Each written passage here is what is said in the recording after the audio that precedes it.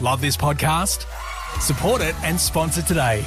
Simply head to ozcastnetwork.com for details. Ozcast.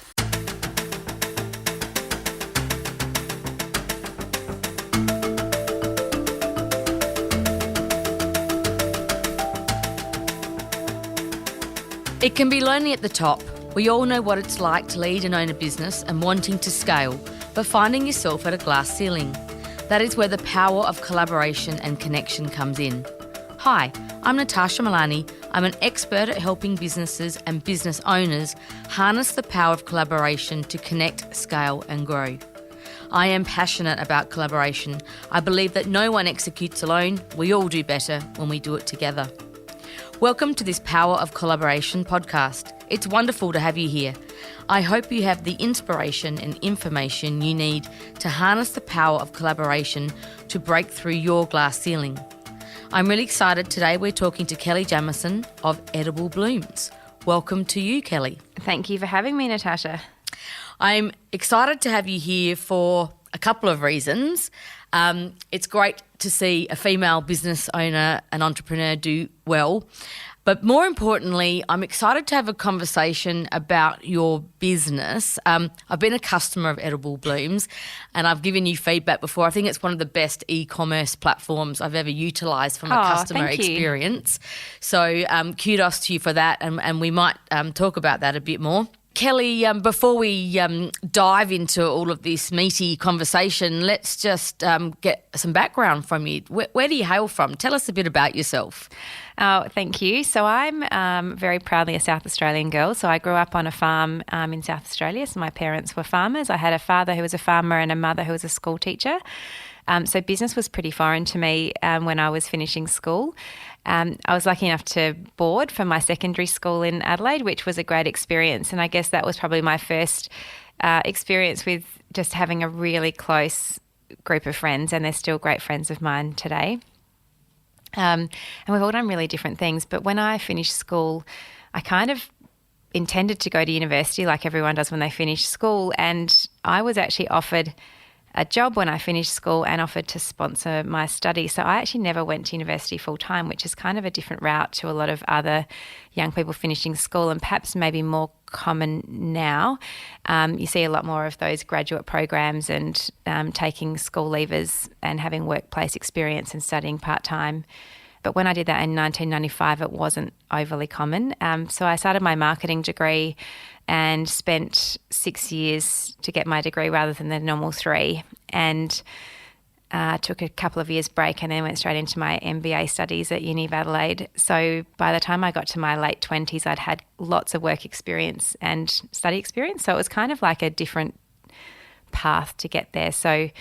And in that time, I'd worked in the UK. I worked for magazines in the UK in marketing roles, and I came back home to Adelaide, and I actually ended up in professional services, which was a really interesting space to work in from a marketing perspective, especially after coming from publishing. And then I decided to start my own business. So I was in my late 20s and decided that I'd start researching what that might look like. And it was always probably a goal of mine. I'm a Virgo, for anyone that follows star signs. Incredibly organised. I'm a great planner. I like to have a 10-year roadmap out in front of me. And so it was always on that roadmap that I'd start my own business. And so when I was 26, I went to a consulting role for the professional services firm that I was working for, and I'd moved to Brisbane. So I was actually working for the national network. It was the largest legal firm in the country at the time. And I went to 4 days a week, and I used the 1 day a week that I had by freeing up some time to research what was next. And so at that time I looked at buying a franchise business, because that was the days of Boost Juice just starting, and that was all the rage, if everyone remembers back then. So I looked at that kind of opportunity. I looked at buying an existing business. In fact, I even went through the offer process on buying a business and missed out. And I'm really grateful I did miss out on that opportunity. I think sometimes things work out for a reason.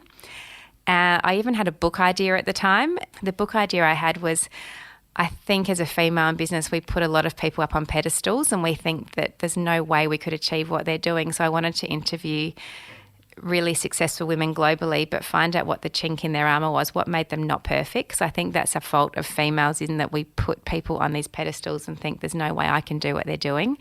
But if you can make that person more relatable, I think it inspires others to get to that place. And eventually I landed on this crazy idea of combining two of my loves, which was sending flowers and great food into this concept of edible blooms. And so literally from the time I had the first idea of edible blooms and started making fruit bouquets and taking them to dinner parties when I was living in Brisbane, to get people's feedback on what I should charge for it and if it was a viable product, within 3 months I'd opened the doors to edible blooms. So that was back in 2005. So we've just turned 16. So 16 years later, here I am still doing edible blooms, the longest job I've ever held. And we've got 7 locations, 130 staff, and we operate out of 3 countries. So it's been quite a journey, and it hasn't been a smooth ride the whole 16 years, but it's been the ride of my life so far. It's been really exciting, and I've met great people and learnt so much, and I'm still learning today. Well, that is just one hell of a story, and there's so much to talk about. I'm worried we might be here for 3 hours. I'll try and keep the next answer shorter. Sorry, Natasha. No. Please. I love hearing the story. And I think your book idea, hold that one. I think there's still a place for that. I love your comment about Virgos. I actually do know a lot of successful Virgo business people. Really? I hadn't really thought about that, but for those interested, you might want to delve into that story further. If you want to have children that are business people, plan accordingly. There's a tip for you right there. Now 16 years, you talk about the tremendous growth. I read that your first financial year, you reached $1 million turnover. Obviously, there's been an evolution since then. Can you just share with us some of that evolution? Because I'm sure what you did back then is possibly very different to what you do now. Actually, it's really interesting. Probably the first evolution in the edible blooms journey was, it was at the very start of .com and the boom of online sales, and it was very early back in 2005 in Australia. But when I was in the UK, I was working for a publishing company and we were rolling out the content online. It was Time Out magazine, and so I was part of that whole .com boom back in 2000 in the UK. So I'd had a bit of a taste of e-commerce, and I'd seen it done well and done badly, because that was a really big boom time, but there was some survivors of that early .com boom, and there were some big crash landings. So when I had the idea of edible blooms, and flowers and books were 2 of the early categories that people felt comfortable ordering because they were sending things in places that they weren't. And so I wasn't sure whether edible blooms was going to be like a franchise type business model or whether it would be an e-commerce platform. So I had a really small budget because I actually was using the money I'd saved for my first house and betting it on a new business idea. So it was all bootstrapped, self-funded. There wasn't investors. Now that landscape's changed, because now people have ideas and they get investment from the get-go, or they get an MVP up and then they get investment at an early stage. That just wasn't a thing back then. So it was sort of fund it and see how you go. And the banks didn't want to talk to me. I did try that early on, and they were like, you need 3 years trading history and all of these things. So you really just had to bootstrap it and be really careful on your spending to get things moving. And we had our first franchise inquiry from Tasmania 6 weeks after we opened the doors. So I had a website from the very beginning, which we built very cost effectively. I had Russian developers. I literally had a Russian developer called Sergei Smirnov, and I was up in the middle of the night talking. That is quite talking. an appropriate name, isn't it? It is a very appropriate name. And it was in that very early pioneering stage of e-commerce where you were building basic sites. So the functionality, I look back and I think, oh my gosh, why did people buy on that platform? The photography had been done in my lounge room with no lighting. It was very, very basic, but we had a really interesting concept. I think we put a lot of life around it. We did a lot of PR in that early stage because that was how we got to market. And look, it was a bit of a roller coaster ride in that, especially that first sort of 18 months. I literally had a theory at one point because I'd never worked in retail before I started the business, and I thought that customers were ruled by lunar cycles. I could not work out why some days I'd get 20 orders and the next day I'd get 2. Like, it was a real roller coaster in that early stage. And in the first 12 months, we opened from Brisbane, we opened our own stores in Adelaide, Sydney and Melbourne, and my sister joined me in the business soon after I started, and we still work together really well today. I love working with my sister, so we're still the two owners of Edible Blooms, and I've been married in that time, and my husband's now part of the business, which I love.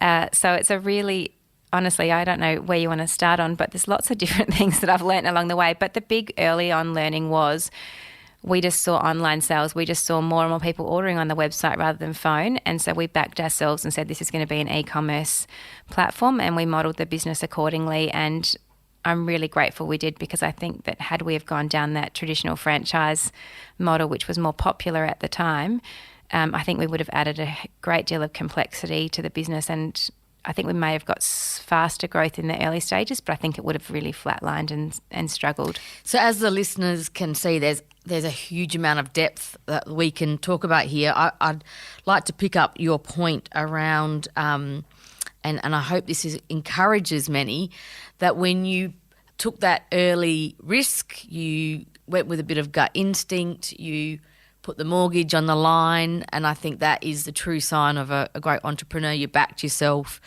You determined that franchising wasn't the model, and there was an e-commerce growth, and that was probably, bode you well in the long term. Because we do think of starting a business differently these days.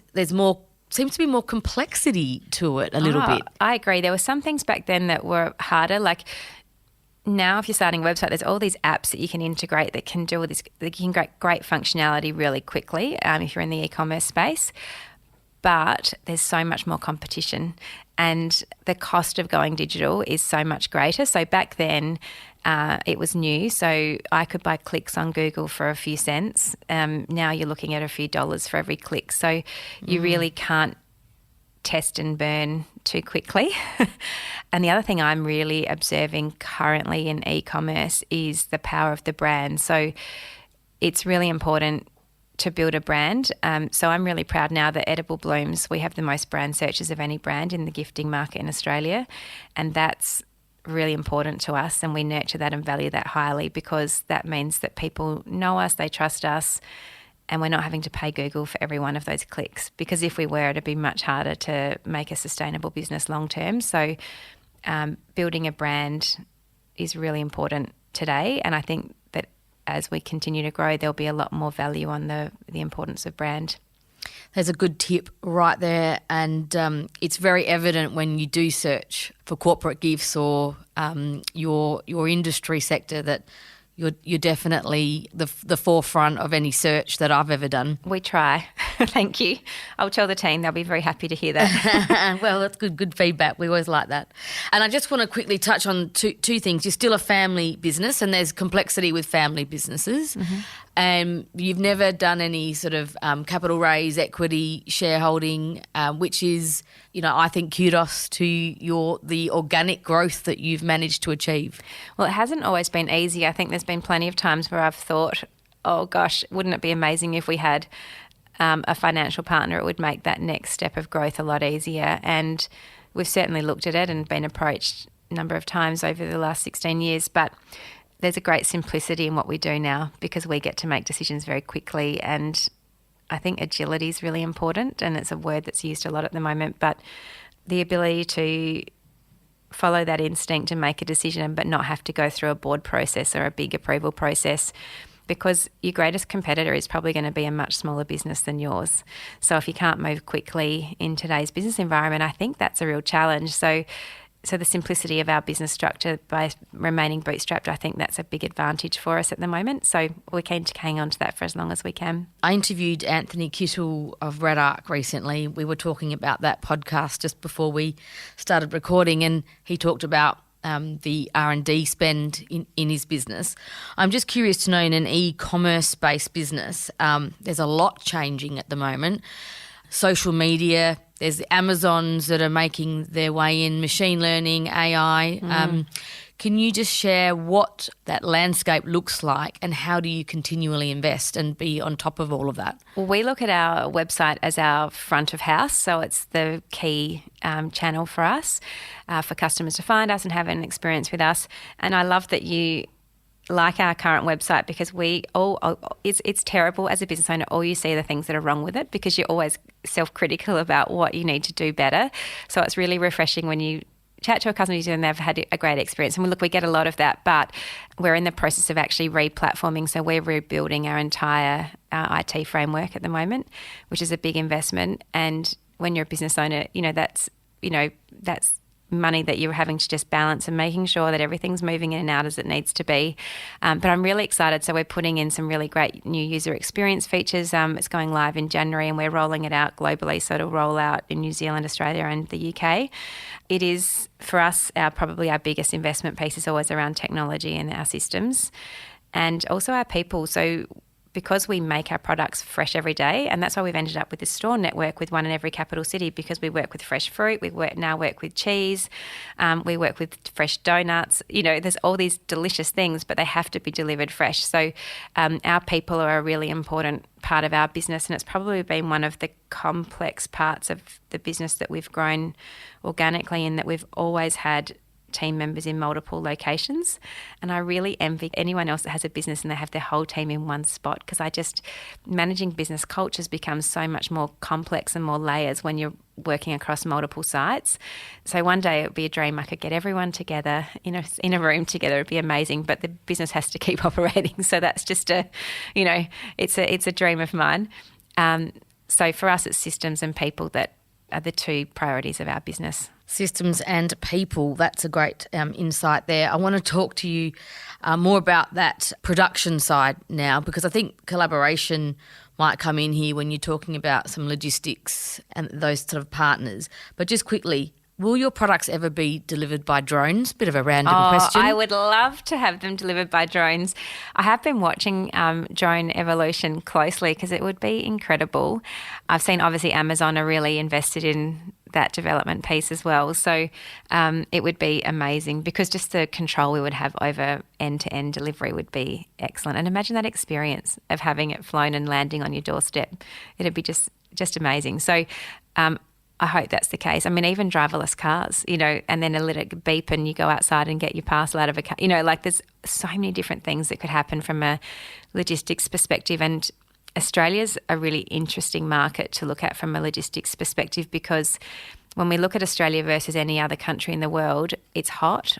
We're really spread out. So our population is we've got to cover the most area, and it's geographically spread with people. So the cost of delivery and the complexities in Australia are much higher than most other countries for that reason. So, so drones would be amazing. There certainly is. It certainly is a fascinating concept. And as you say, Amazon is trialling it, and there's a few suppliers that are emerging here locally in the marketplace. If anyone's listening and they want to trial with us, I'm all ears. Well, there you go. We'll put the word out. Amazon, what changes have they made to the marketplace that have helped, and maybe what's been challenging? I honestly don't think Amazon helps brands. And if I'm being really honest, I don't think when you look at the history of Amazon, if something becomes too popular, they'll look at how they can actually own that channel. So it's a bit like our supermarkets, where we're seeing more and more home brands in supermarkets and less local brands. So I think Amazon's great because it's convenience and they've got logistics really well sorted. I've been watching them in Australia. We are not part of the Amazon network, and I don't want to be in Australia because, as I said earlier, brand's really important to us, and the part of brand that's really important to me is having a direct dialogue with my customers, so that I actually can communicate new updates and give special offers and say thank you to customers and all of those things that make somebody a lifelong customer. If a customer is buying through Amazon, they're an Amazon customer, not a customer of Edible Blooms. So there's that two-step remove process. And I think it's something to be really aware of as a business owner, because it's a great way to get to market quickly and to get your products out if you've got a new product. But eventually, if you can stand alone and not have to rely on those distribution channels and go direct to your customer, that's the biggest win long term. So we're playing the long game. So in Australia, we're not on Amazon. In the UK, we are. So we're a new entrant to the UK market. We need to educate our customers. So we are selling through Amazon. But it's so much harder because you just don't have control over that customer experience piece. And I have to say I don't love it, but it's a fascinating juggernaut. Globally, it's just incredible to watch a business like that and how it's grown from books to what it is today.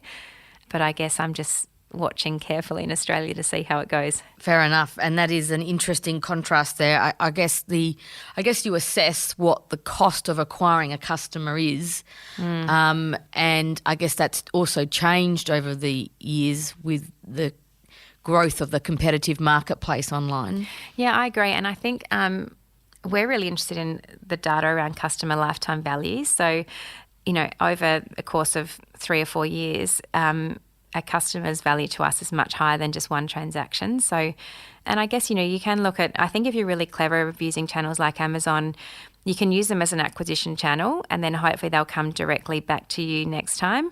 But the convenience of things like Amazon Prime and all of those things that give you free delivery, people love Amazon for that reason, and they've done a great job with their customer experience when you buy with Amazon. So it's just one of those things. I just think you miss out on that dialogue too, the direct feedback from customers that helps you improve your business. And I think that's something probably that we've done reasonably well without blowing our trumpet, but we listen to customers. So when we get feedback, we have a process on how we share that with our team. So the store that dispatches it sees the feedback from a customer, whether it's good, bad, indifferent. And we've managed NPS, Net Promoter Scoring, in each location. We've been doing that for about 8 years now, and we track trends and how our stores are going. So we have a score generally, it sits around 80 for NPS, which is pretty high. So, and we nurture that and try to keep getting that higher and higher all the time. I was going to ask you about NPS. What are the key metrics in addition to NPS that you're measuring relating to customers in the business? NPS is our main score that we have from every store. So we measure, and every month a report goes out across the company how each location's performed and how we've performed overall as a business. And there's usually some dialogue around what the reasons for the scores were and congratulating stores that have done particularly well. They really love that feedback because they love to know how they're performing, which is great. And then we really step back and look at how we can improve that overall. So the other metrics we look at from customers, we're always really interested in how many people are ordering same day, how many people are ordering overnight, and how many people are ordering in advance. So we offer up to a 2 to 3 hour turnaround on products in capital cities, which is pretty quick. But we're seeing consumers want everything now. That's a big change we're seeing across consumers. I'm trying to think of other metrics that we use. I think, NPS is that's our one that we hold to most account. You mentioned that sort of life cycle of a customer. What's the key metrics there? Retention? That's a dollar value. So we look at, we do it on a value of a customer and a dollar perspective, but then we can easily break that down into how many average orders that is. So how many times people are coming back. And so customer lifetime value is a key metric for us. And I think that's really, from a customer perspective, NPS captures so much. It's actually a really good one, particularly if we also have a process with our NPS that if anyone gives us a score of 6 or below, we contact them. So they get a call from us. So we're really quite on the front foot, because the thing you have to remember when you're in e-commerce is if you don't loop out a customer, they'll go straight to social media. So years gone by, in 2005, if something went wrong with the delivery, if it was a really extreme case, they'd be like, I'll take you to the ombudsman or what is it called? There was an old system. Anyway, but now the big threat for any e-commerce brand today is really, I'll put a review on social media. Like it's such a big thing. So I think for all businesses, you've just got to open up your feedback channels and be ready to actually follow through as quickly as you can. It's really important. For our listeners, just a quick turnaround of your delivery. In case any of you listening, if you forget someone's birthday, I don't know, I've never done this before, but Edible Blooms do deliver very quickly and they'll never know that you forgot. So just a little hot tip there. Thanks, Natasha. That's awesome. Very true. And actually, it is one of those things we're seeing at the moment, just so many just because and thank yous. Like that's the big, it's really nice. People are becoming really thoughtful of each other. That's what I've seen as the outcome of COVID. That is very nice to hear. You touched on earlier that you work with perishable products. So let's delve into this sort of production side, which is unique because that makes logistics, I'm guessing, a little bit more challenging. And we might go to my favourite topic of collaboration. So your logistic partners, your suppliers, I'm guessing that's one key. They are very key. Yeah. Yes. Yeah. So share with us about what success looked like with those type of partnerships. So, all of our courier partners are definitely key stakeholders in our business. They're partners. We do look at it as a true collaboration. So we're fully integrated with all of their systems. So we get real-time tracking through to customers. We can send out SMSs when things have been delivered, all of those sorts of things. So technology is amazing once you have great partnerships in place. Probably one of my best stories, and John, the state manager from Australia Post and Star Trek, will remember this maybe not so fondly at the time, because he was my first dealings with him years ago was we didn't have a Perth office at the time, and so it was Valentine's Day and we were sending all of the products Must overnight. be a busy day, that one. It is a busy day. I'm sure. And so we were sending, with Star Trek Express, we were sending all of our overnight deliveries. We sent them out the day before Valentine's Day to arrive in Perth. And as happens on those days, the worst nightmare, the plane had a malfunction and it was grounded. And so we got a call on the morning of Valentine's Day to say that our whole cage of products going to Perth was still in Adelaide. And this is quite early in the morning on Valentine's Day. And we were just almost high-fiving ourselves because everything had gone really smoothly. And that's always when you don't want to high-five yourself. It's like Murphy's Law. Don't get excited until the day is completed. So I picked up the phone, and this is the great thing about having terrific partners. So they were so responsive. We managed to get it on a flight. It landed in Perth early afternoon on Valentine's Day. And we'd always encouraged our team members to visit the depots of all of our couriers. So our manager at the time, we'd been over for a Perth Good Food and Wine show for a marketing exercise, and she'd actually spent time and visited the depot. She knew the team in person. So when the Adelaide office called Perth to say Edible Blooms have got Valentine's on board, they prioritised the unpacking on that plane that landed. They prioritised all of our parcels getting unloaded, sorted, and then every person in that depot in WA took parcels home in their personal vehicle and delivered them on their drive home that day. So we weren't able to get them all out. So if it was a city, like by the time this was happening, it was really around 4:00 in the afternoon on Valentine's Day. Not my ideal scenario, but what we were able to do was get most of them out, and then we knew which ones hadn't gotten out, so we could ring customers and say, look, we're really sorry this has happened. Some people were really unreasonable about it. That's, understandable. They'd booked it and it was a technical problem. We were doing everything we could to fix it, but we actually managed through that collaboration to get most of it out, and it was such a great effort from the team over. They didn't have to do that, but they cared about us because they had a personal connection with us, which was amazing. I guess that's a good example of that collaboration really being so powerful. And I guess that was a huge learning for your business. We now have a Perth office, so that will not happen again. It's almost like your equivalent of a product recall or something similar. Absolutely. And, it was so stressful that day, I remember, but we were also blessed because the time difference of Perth, because they were 2.5 hours behind. When we were alerted to it, we had that little bit of extra time up our sleeves, so that was a big blessing. And any other sort of stories of collaboration that you'd like to share, whether it's in the growth of your business or other partnerships like the one you've just described then? Actually, a really good one is the re-platform we're doing with our e-commerce system at the moment, and that's a really big decision for us to make, to choose a new partner, because that platform is all of our dispatch, all of our customer experience, all of the user experience when they're purchasing from us, speed. There's so many different pieces that go into that puzzle. And so I found that exercise, and that's a really recent one, how helpful people are. And I really believe in that whole paying it forward. So when I knocked on people's door to ask about their experience with different platforms, they were really great at sharing their experience, what worked, what didn't. It helped us make a really educated decision about the right solution for us moving forward.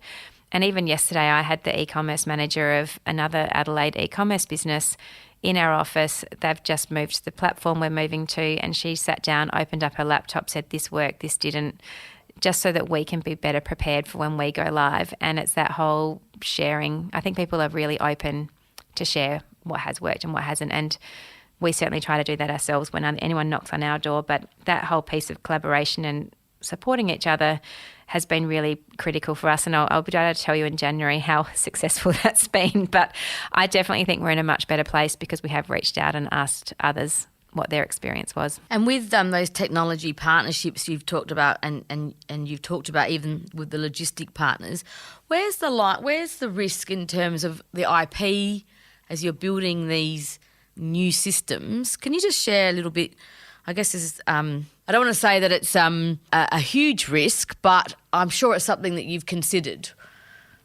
It is because with any kind of system, you can choose to go off the shelf and buy something that's already existed, which you don't own the IP of, or you can do a full custom build. And it's interesting because I was having this conversation with a new startup earlier this week, and they were wanting to go to a custom build at the beginning. And my personal position is I think that's a great way to spend a lot of money up front that you don't need to spend.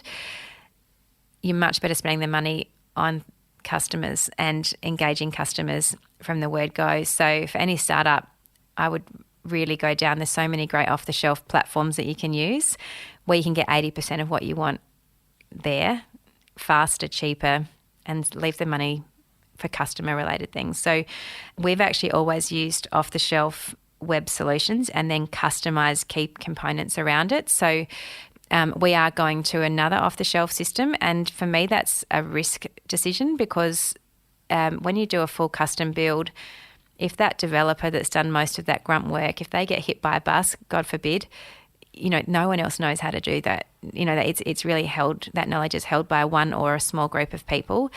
And what I'm seeing more and more is that people are seeing the agility of moving to a platform that's continually getting updated, continually getting new features on it. And there's some great platforms to look at. There's the Shopifys of the world. There's BigCommerce. There's Woo. There's so many. There's Wix. There's so many different platforms you can use, and it's just a much faster way to go to market. So we're building then. Moving to BigCommerce, and we're building some custom features that'll be a little bit of our IP around that. So that's the way I've approached it. I don't see the platform we're using as the true IP in our business. It's the vehicle to get us to our customers. I think that's an excellent insight. Already I've extracted an idea from your business that, you talked about. It's about systems, it's about your people. There's the culture, and you gave a great example of what happened in Perth earlier. That is your true IP, your secret sauce. Yeah. To talk about, if you could just share a little insight into how do you build a culture of that sort of dedication, passion, commitment of people in your business? What do you do to build that culture? Great question. And honestly, we're continually learning and improving all the time. When I first implemented values in our business, which was soon after we started, so we were very values-based from the very beginning, we had 11. And I soon learnt that I couldn't even remember all 11. So we reduced it down to 5, and we now have 3. So it's really important to actually make it simple. So I think the key to a great culture is making their core values just really simple so that you can remember and retain them at any time. When anyone starts with us, they get a notebook. It has our values on it, and it has a letter from us about why our values are really important to us and what they mean to us as a business. And we've developed that into behaviours of what a good behaviour is and what a bad behaviour is. So I think equally in any business culture, you've got to be equally defined about what is a great culture and what's not, and what that means for you. Because if you don't have the boundaries of what isn't okay, it's really hard to performance manage team members as well if they're not doing the right thing and they're not fitting with company culture. So, and we've seen in the 16 years of business how impactful one bad egg can be in a business. And, you can have the best culture and you can have someone, and if you don't act on it and make quick decisions, how quickly it can unwind. And we see that because we have lots of different locations, and that's one of our challenges, is because we're not physically there every day, we're trying to work out some better indicators of how we can get more early indicators if things are starting to unravel a little bit in a location, because that is our biggest challenge. So we're working on a few new things around that at the moment, because the earlier you can act on something, the better it's easier to fix. So because there's no perfect sailing in any business. No, that's definitely a common theme across everyone I speak to. I've got 150 companies in the SA Leaders Network, and in the words of Andrew Downs, business is simple but not easy. So, but I like the fact that cultural piece, you talk about the behaviours and measure, so that you can be proactive about finding where the gaps may be. And I think the other part of culture that I didn't touch on is that it needs to be really consistent with you, like the owner of the business. So you can't have a culture that's not true to you. So the culture has to reflect the founders or the leaders of the business really honestly, because otherwise it's never going to work. Good tip. Authenticity. Yeah. And I think that's certainly, we see that with all of our younger team members that come through, like the authenticity and honesty is so important to them. So yeah, it's really interesting managing that across different demographics and age groups and all of those other things. So yeah. I read in an interview you gave online that you had 5 strategies for success. 1 was positive attitude, and that comes shining through with you. 2, I've loved this one, the 90% rule. Oh, yeah, that's one of my favourites. So I just think that I'll get you to talk about that in a second. 3, being kind, and I use the word generosity I think is really important. 4 is focus on the future, which has been evident you've done that. And 5 is live by your values. We just talked about that. Just quickly explain the 90% rule to those listening. Okay, that's a really funny one because I may be a Virgo and be good at planning, but I also like to move fairly quickly. And so I'm not a perfectionist, and I married a perfectionist. So we've had some really good debates in our household around my standards because I will move really quickly, and I'm really happy with 90% because when I look at completing something at 90%, the last 10% can take as long to do as the first 90. And anyone, it doesn't matter what you do, if you want to be really pedantic and get to perfection, that last 10% will take you a long time to get there. And meanwhile, someone else has completed the 90% and moved on, and they've done 3 other tasks in the time that you've actually just finished one. So I really believe firmly in the 90% rule. And in fact, I remember I asked my husband permission if I could talk about the fact that he teases me about being Miss 90. And I said, I'm just doing this talk. Can I mention that? And he said, well, actually, really, I think that's pretty generous. You might want to go with 50. So we have some quite fun debates about my lack of perfection compared to his. And it definitely shows in our house renovations. It's much better that he manages all of those things because it's much higher standard when he's doing it. But I really do believe in that, just getting things done and moving. And I think in today's business environment, we don't have time to do 100%. And if we do, we're going to be left behind. So I don't know if anyone ever does 100%, but I think it's a great rule. And going back on your, I think it's actually being happy with it. Don't you think it's that thing of accepting, just getting it done is really important? Absolutely. Yeah. Is it what the old saying, bird in the hand is better than 2 in the bush. I like that. So, but I think also when you're talking about your book, you talked about the book, I think sometimes for women maybe it's that we do seek perfectionism. Yeah. That maybe that's part of our nature. But going back to your strategies for success, I just want to touch before we wind up here, and I just think there's so much great learning here. Strategy. Your point 4 was focus on the future. How do you do that in the business? I think a lot of business owners put a lot of complexity around strategy, or they think it needs to be complex. But I'd like this podcast to showcase that it can be quite simple. Yes. And that there's a formula almost that builds successful strategy. Can you just share your strategic planning process and how you go about that? So we aim to have a plan on a page, so just a 1-page summary of what our objectives are. Once upon a time, we used to look a lot further out than we do now. So I really only look at 1 year in advance at the moment in detail. Definitely we've got a North Star of where we're heading long term, but I'm really only interested in our strategic planning with the team is, okay, this is where we're heading. Let's focus on the next 12 months. And we've seen that in the last 2 years with COVID, no one can anticipate what's ahead. So I think what I'm seeing in strategy is a much more focus on the shorter, what's happening, how we're responding to the market, how we're listening to our customers. And the other thing that was interesting, I went through a interesting program recently on strategic planning that actually Anthony Kittle organised.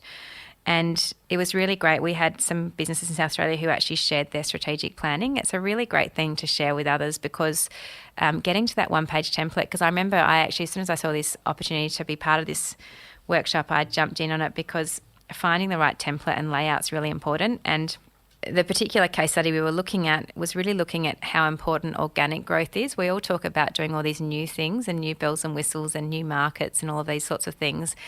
But in actual fact, the most growth any business can get in the next 12 months is most likely from organic. So it's making sure when you are putting that plan together that you put enough time to make sure that that organic growth is being supported, as well as new markets and those big picture type things. But we've certainly put our strategic plan currently more on a grassroots level organic focus, and that's probably where we're seeing the best results. Thank you. And I love that, yes, learning and sharing from one another. Super important. That's what SA Leaders is all about.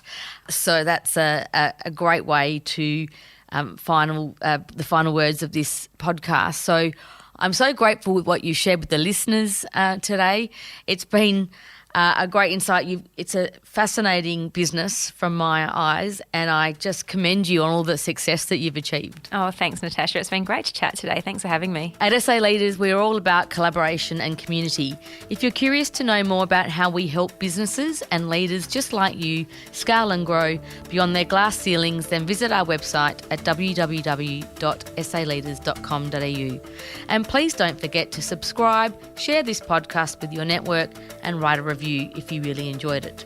This has been an Audiosity production. I'm Natasha Milani, and I look forward to chatting with you next time. Happy connecting.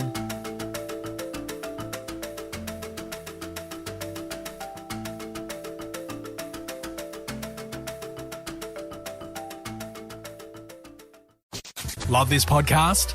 Support it and sponsor today. Simply head to AuscastNetwork.com for details.